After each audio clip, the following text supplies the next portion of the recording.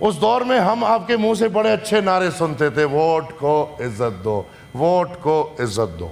آج وہ پہلا والا واو مکمل بے میں بدل چکا ہے، اور ہم نے آپ کے وہ جذبے دیکھے تھے، ووٹ کو عزت دو، ہم تو سمجھے کہ بھائی انقلاب آ گیا، اب بھائی جمہوریت حاوی ہوگی، اور پنجاب میں ہمت آ گئی جمہوریت کو حاوی کرنے کی۔ پتہ نہیں تھا کہ جب آئینہ دیکھیں گے تو ہوگا۔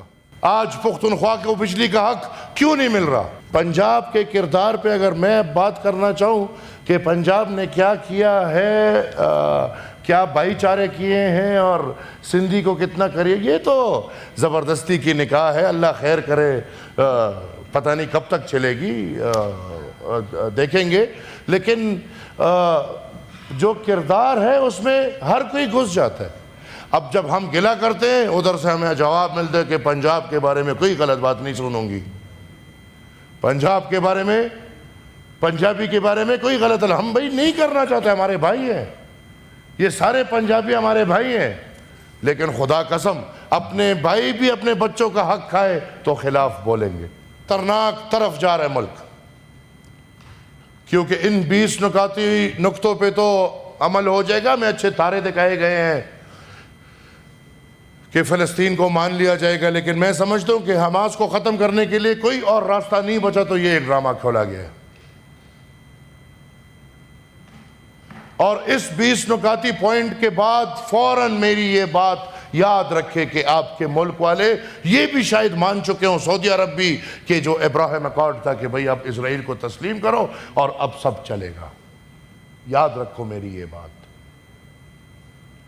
اور پھر جو زہر ریاست پاکستان نے پچھلے 70 سال سے اسرائیل کے خلاف اپنے شہریوں کے اندر، دماغ میں اور دل میں گھسا چکے ہیں، اس زہر کا کیا کرو گے؟ اتنا آسان ہے کہ بھئی فیلڈ مارشل کو 4 تارے والے نہیں 6 تارے والے بھی ہوں، لیکن جو ادھر ماحول بنایا گیا ہے یہاں پہ اسرائیل کو تسلیم کرنا آسان نہیں ہوگا۔ تو پھر یاد رکھیں یہ ایوان کہ اس دن یہ جو ابھی جس کی تعریفیں ہو رہی ہیں، اس دن ان کی یہ حالت ہوگی جو آج مودی کی ہو رہی ہے۔ میں میڈم چیئر سمجھتا ہوں کہ SIFC ایک غیر آئینی ادارہ ہے، اور یہ گورنمنٹ یا لا منسٹر مجھے بتا دے کہ آیا 18th امینڈمنٹ کے بعد SIFC کی حیثیت آئینی ہے یا غیر آئینی ہے؟ مجھے پرویز انکل بتا دے کہ 18th امینڈمنٹ کے بعد آیا SIFC ایک دفعہ پھر فائنانشلی 1 یونٹ کی طرف پاکستان کو لے کر جا رہے ہیں یا نہیں؟ آپ کے تمام تر فیصلے ایک ہی جگہ ہو رہے ہیں۔ آپ کی پنجاب کے ایگریکلچر پالیسی وہی SIFC بنا رہا ہے، آپ کا جو بنگ پالیسی بنایا اس کا کمیشن وہی SIFC کو ملا ہوا ہے، ریئر ارتھ منرلز وہی SIFC ڈیل کر رہے ہیں۔ آیا 18th امینڈمنٹ کے بعد یہ عمل غیر آئینی ہے یا غیر آئینی نہیں ہے؟ میڈم میں بار بار یہ کہہ چکا ہوں، اس کے بعد اب ایک اور میرا پارٹی کا بندہ باجوڑ میں ٹارگٹ ہوا، اس کو شہید کیا گیا۔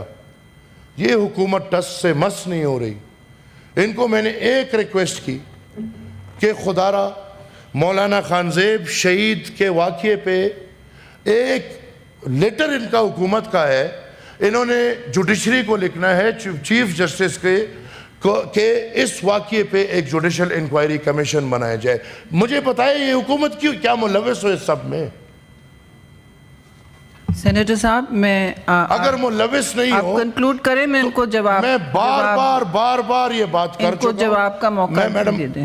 اب آپ کنکلوڈ کریں۔ انشاءاللہ سب باتیں پبلک انٹرسٹ کی ہوں گی۔ خیر ہے سر، ایک واقعہ تیرا کا واقعہ ہوا، مجھے 2 منٹ دے دو، تیرا کا واقعہ ہوا جی، تیرا پہ الگ بات کر لیجئے گا۔